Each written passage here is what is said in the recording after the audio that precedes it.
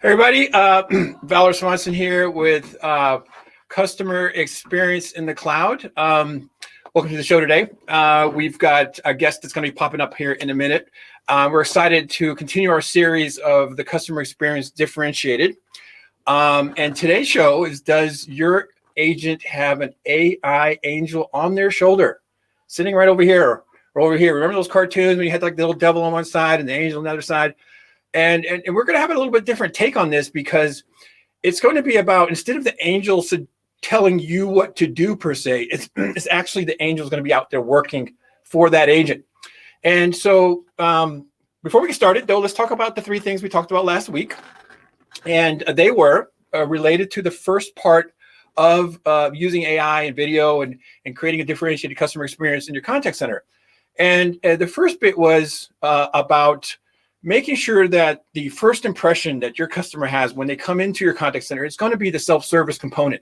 And that's going to be through the chat bots, it's going to be through the IVR, virtual agents in the IVR, natural language processing and all those things. And is that worthy of a rose? That was the title of that particular show. And the second one was, how do you do that? Well, you're going to do that through a technical process gap analysis to understand exactly where in the beginning you might be actually having some gaps in your particular contact center, in the middle, and then towards the end, where you actually might have some contact center feedback loop mechanisms that you might use with AI. And then the last one is, how can you use AI to get a roseworthy experience for the customer by implementing it correctly? And of course, we talked about this, so go back to that particular show and you see all kinds of tips and tricks. There's a blog related to it. But I'm excited today because today we're going to be talking about the AI angel on your shoulder. And this is part two.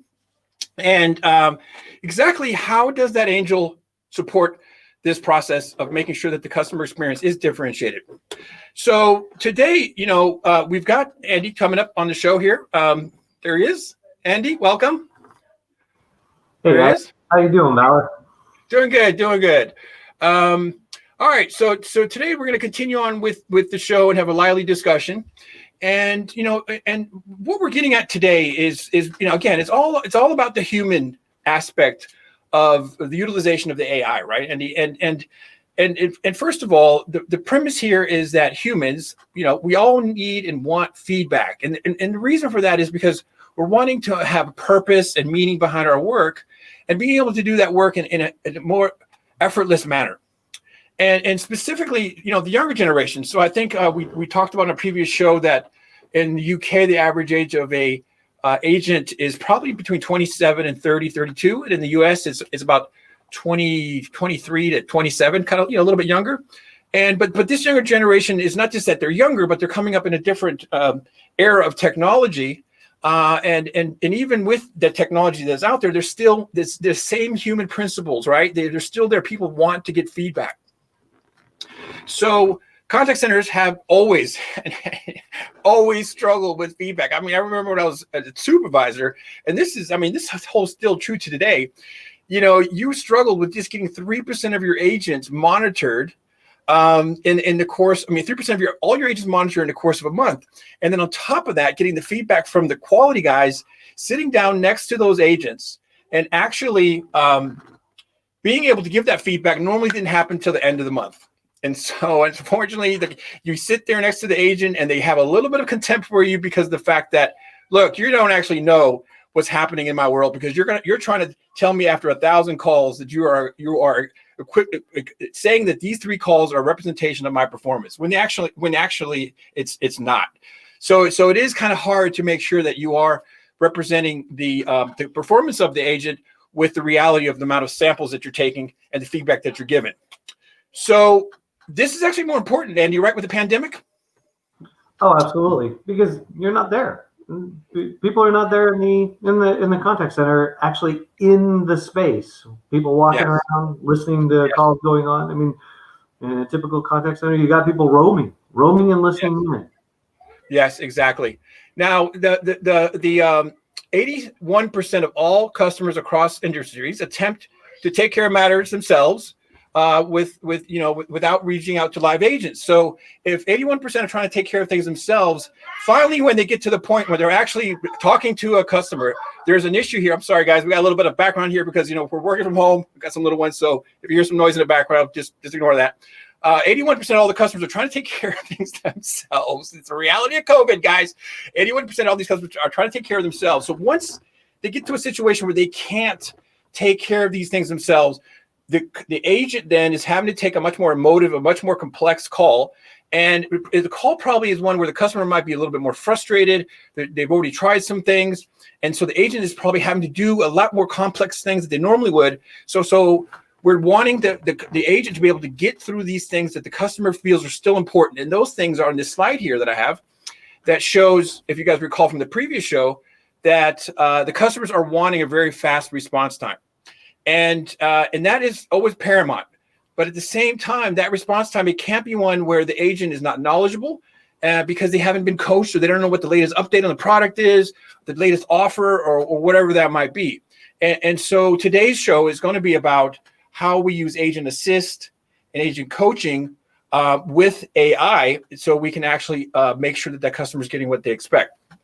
So let's just kind of remind everybody where we are in the process of our discussion of our show today. So this next slide here will show you that we talked about the beginning part on the last show, conversational AI and virtual agent. And today we're talking about number 2 here, during the interaction. I'm so glad you're here, Andy, because this is I think where you really shine here on this conversation, almost as much as my face is right now. Wow. I like it. No, right? I'm pretty greasy today, right? But also agent assist. But the key core here thing is the transcription bit. We were talking about before the show that transcription is kind of like the core element that's making all this happen. So can you tell us a little bit about that, Andy? What does that mean? This middle bit? Yeah. So we're talking about during the interaction, and so let's go back a little ways, and we'll kind of set the stage a little bit. We want the supervisor experience to be there for the agent, right? We always wanted things like whisper coaching, right? We want the ability for a supervisor to be able to barge in, do whisper coaching, or do monitoring of a call at any given time. And one of the things that's happened with AI is I have the ability to do some of those same items all while describing the call. And so in your last slide, you showed fast, the expedient or fast response times. Well, this all goes back to, this whole entire notion. And I love what's happened in the industry because it's gone from not just optimization to workforce engagement or workforce engagement management. And that is, how do I engage the agent more to get my optimization, but to make their life better overall, right? We care about the humanity of the agent. So again, in the past, you had an agent assist in a manual way because the supervisor was whispering in to the agent, telling him, oh, they just said that, you need to say this, or coaching them in a nice way in that regard, or just monitoring in and then talking to them afterwards, or like I said, being able to barge in. So you had those 3 scenarios. With AI now, I can do all those things and transcribe the call. So imagine for a moment, I've got an agent, they're talking to a customer, it's going through, and the agent knows that they have to capture certain aspects of that call for their after call work and their wrap time. And we can talk a little bit about the after call work because I know you have some thoughts on there about, is after call work part of the call or is it a separate thing that's measured altogether? Either way, it's time consuming. Exactly.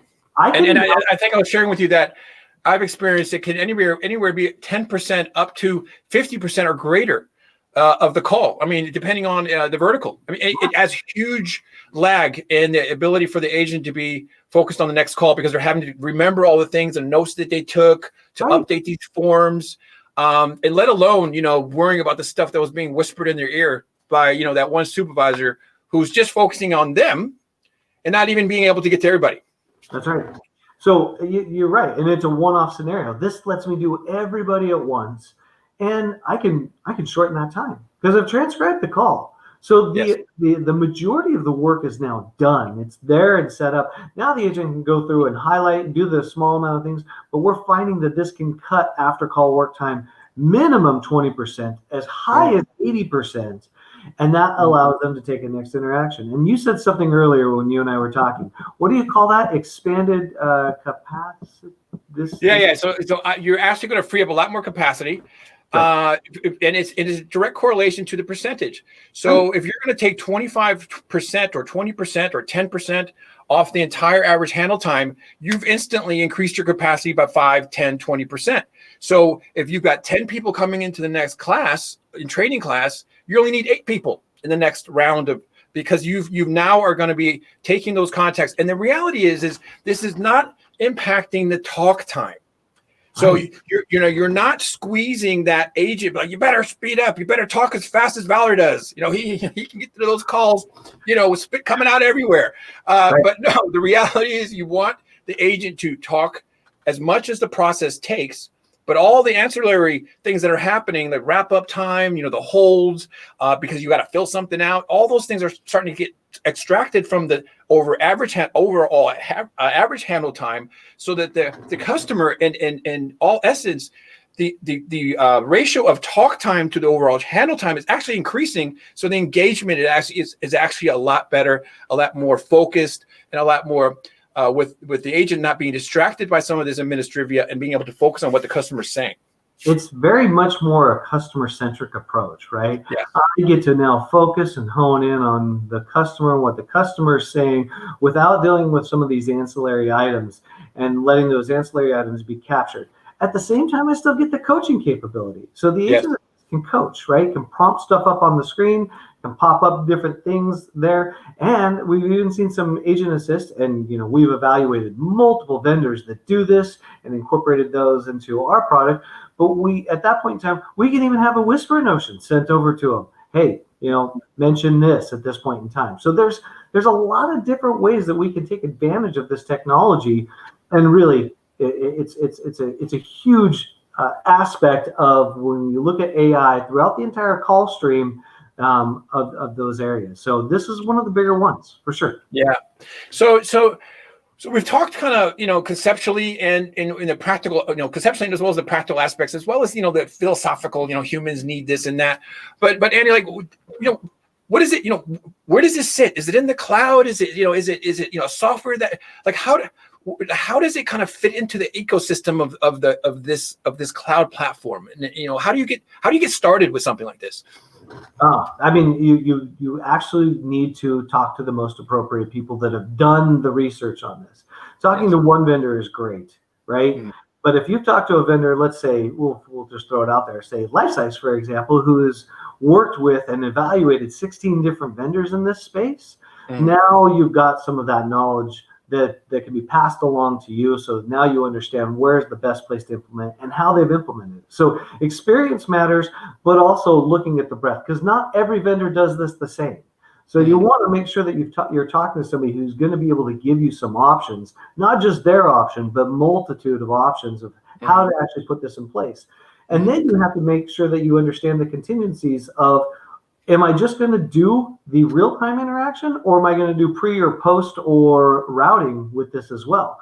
Because if that's the case, that even takes this a step further into my exploratory work to make sure that I'm picking the right one, because I may want to translate that over to a post-call interaction to get more sentiment analysis, etc. Or I might even take this for a routing. So I might input data into the CRM to say, hey, next time Valor calls in, we need to route him this way based upon his sentiment, et cetera. It could be all those things that could take place. And I would think, though, with the initial discussions with the provider, the solution provider, is let's talk about your more problematic calls, maybe the calls that have a higher average handle time as it relates to the average, the calls that tend to don't get a first call resolution as it relates to the average. So you can start honing in on where these issues are, instead of kind of applying it to everything in the beginning, prioritizing those challenges that your agents are having because they're struggling with forms and they're not getting the feedback on the coaching.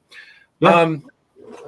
Just on another note, before we go on here, in the software and these platforms and these providers and these partners that we're using and that are out there with some of our competitors, the AI is getting to the point now with the coaching that not only is it transcribing and listening to the contact itself and understanding where the agent they should have asked for the sale, that they were talking too fast or interrupting the customer, or filling out the wrong form, so forth and so on. But the reality is that because it's getting all of the agents, and what the weaknesses and strengths of the agents are, but at the same time, it's giving feedback to the team leader on what they need to focus in on. So in essence, they're getting coached themselves, aren't they? Absolutely. That's why it's for everybody. We're not only coaching the agent, but we're coaching the supervisor, contact center manager. We're coaching all the way up. This is how you can run your business better. This is giving suggestions and advice on how to run your business better, because those metrics will pinpoint your problem areas, they'll pinpoint your successful areas, and you can capitalize on your successful and rectify your problem areas. Yeah.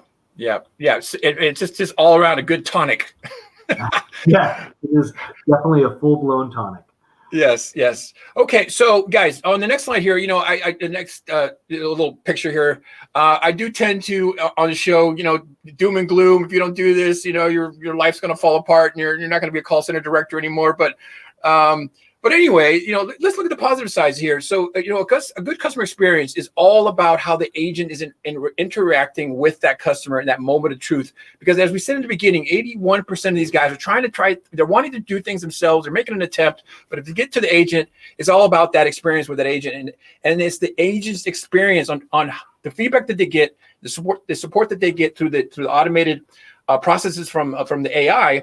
But the impact is that the customer is going to be 73% likely to purchase from your brand again if that experience is good. 70% are likely to go to the barbecue and tell Bill and Johnny that, hey, had a great experience because this agent was really fast and efficient, and they knew and they felt my pain. And again, all that's happening in the background because of the technologies that we just spoke of. And then finally, this is a big one. Again, I said before, let's turn your customers into your marketeers, and 23% of them will share that experience, that positive experience, on social media. I mean, who else, wouldn't want that, right? So let's kind of get to the 3 takeaways of today's show. And this time I actually can do that without having to pull up the hat, because I remembered the 3 takeaways. So 3 takeaways. Real time means immediate results. Yeah. So you want me immediate, like absolutely immediate? Is that what you're saying? Immediate, right? Immediate means immediate. I mean, you're going to have results right away on that call with the customer. And even better, so I love the whole idea of the immediacy. But I get to do, and when we talk about immediate, we're meaning right on that call. But the reality is this is real-time information. And so I can look at it while it's going on. But even better, I can actually look and sum up the day. And then I can look back and make corrective measures every single day, every single hour if I want. That's a big deal. That's an amazing tool in your belt to have. Yeah, absolutely. And so the second one here, humans need for purpose and meaning. So this is the entire staff, the entire contact center is benefiting from that. And I think I totally agree on that one. And then the final one here is, I'll just put myself in the back in the day when I was running my contact centers. And if I would have known and heard about and read about in Harvard Business Review, AI was coming, I'd have been like, oh yeah, I can do less work now. AI is going to coach my employees, going to monitor them. I kind of kick back and, go on my little smoke breaks back when smoking was popular in the early 90s and do all kinds of stuff other than focusing on the agent. But the reality is that this technology is allowing every single employee to be reviewed and helped with the agent assist and finding out what their gaps are and being able to focus in on who needs it the most based on the prioritization and the league tables that come out from this technology. So you've heard it before 1,000 times, guys, right? Your agents are your most valuable resource, right? Yeah. And so cost-wise, as it relates to your brand, can you afford not to do this and make this AI investment because it's here now? I don't think it's a if. I think it's a matter of when. We're in a stage after as we've gone through this pandemic, humanity matters. Our agents matter. Optimization's still great, but humanity matters. And that's what we're going to find, I think, over and on. And again, I don't see into the future very well. My magic 8-ball doesn't work perfect. But what I will say is that we are definitely seeing a trend in this direction. And so it is really a matter of when, because this makes the agent's life better and it optimizes your contact center in their time. And that's what you want to accomplish. And this has got a great impact for that area. All right, outstanding. Now, guys, we are taking a little bit of different approach to some of these shows. We kind of talk to you like, you might be talking to a colleague in the business. We're practitioners here, but that doesn't mean that if you don't want to see the stuff in action, you can't reach out to us. We're glad to show you because, Andy, we have multiple partners out there, right? Yeah. Yeah. So we have all kinds of cool in the kit bag to show you all different versions of this. And it doesn't have to be this particular vendor or that particular vendor, but reach out to us. We'd love to help you with an assessment. We'd love to help you with a business case, as well as even demonstrate how this works in the real world. And so you can see the stuff that we're saying. We're not just saying immediate results. It will be immediate results. So guys, until next time, I appreciate you guys taking time to watch the show. And we look forward to you for part 3 of customer experience differentiated. And until that time, you guys have a great week and see you next week. Take care. Take care all. Thanks, Andy.